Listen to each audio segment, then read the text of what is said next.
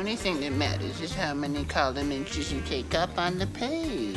If you're an artist, maybe, but in my circles, it's all about knowing when to enter and when to exit. Capote's swans in the series are a group of women.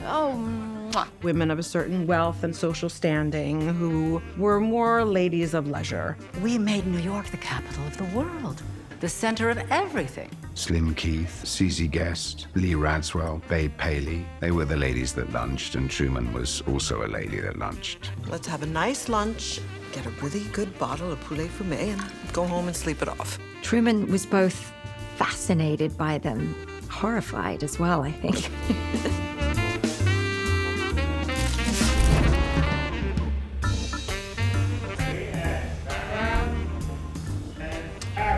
Tell me everything from the beginning. Tell me what happened. With Truman, there are whispers and confessions, and there's laughter. There's a sense of wicked not being judged, where you have finally a place to put your guard down. You know, he ingratiated himself into their lives, and they took him on vacations and parties, and he became a person that they could really trust and tell their secrets to.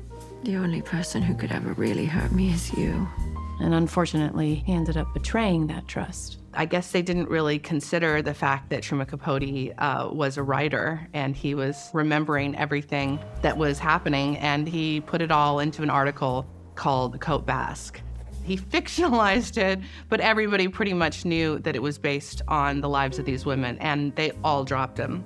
What did you expect of him? You think he was just gonna watch you guys and not use any of it? Thank you, Richard. In reality, they were also quite badly behaved themselves, but they couldn't have that exposed by him. They couldn't bear it. He's not a great friend, I'll say. One would have been wise not to tell him everything. Every woman deserves to be made to feel like the most important person in the world by a man who truly loves her. It was like he operated them in a way. He got closer to them than their husbands did. Of course, in my marriage, I feel that way too. It's so great for them to have a male friend who isn't a threat, knows everything about everything in your life. It's a level of comfort that they don't actually have with their spouses. You don't get the feeling that they were talking to their husbands. Truman was a light and made them feel special, like they were the most important person in the world. You need anything else? I just amuse to whisper in my ear. Mwah. Mwah. I think a lot of them really thought that, you know, the gossiping and the funny stories that he would tell them, he was only telling them. He wasn't telling anyone else. But of course he was telling everyone else. Got set, ready, and background, and playback. I walked in to the Plaza this morning, and I haven't been in the Plaza in a very long time, probably since 2005. And everybody around me is in a gown and in a mask. I had chills because it's so beautiful. It's epic. In playing this character, one of the challenges has been taking on the transformation. Everybody contributed in helping me get closer to her. So this is my boyfriend's mum's bag, and it's obviously very old, and she wanted me to see if I could find a place for it. And I showed it to Lou, and Lou just went, oh my God. And she actually has 3 of them. I have one in black and one in cream. And she said, Naomi, I want you to have whichever one you want. So sweet. I've been in this business for almost 30 years, and I've rarely had the opportunity to play someone glamorous. So for me, this is like a dream come true.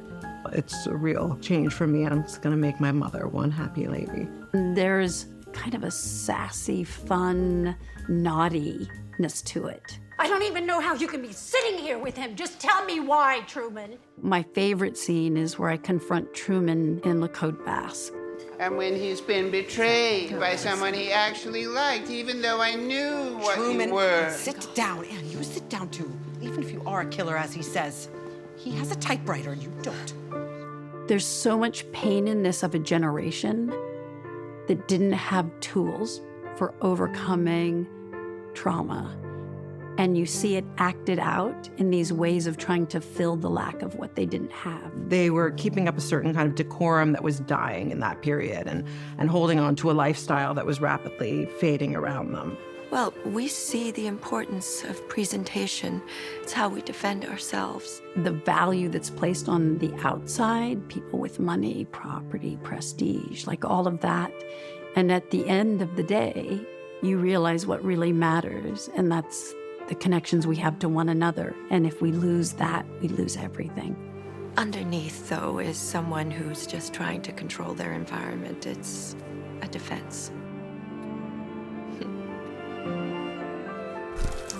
Underneath all of the beauty of the show and the lushness, there's a moral story. Don't take yourself for granted. Don't take your skills for granted. Don't take the people you love for granted. Take nothing for granted. The clock is always ticking.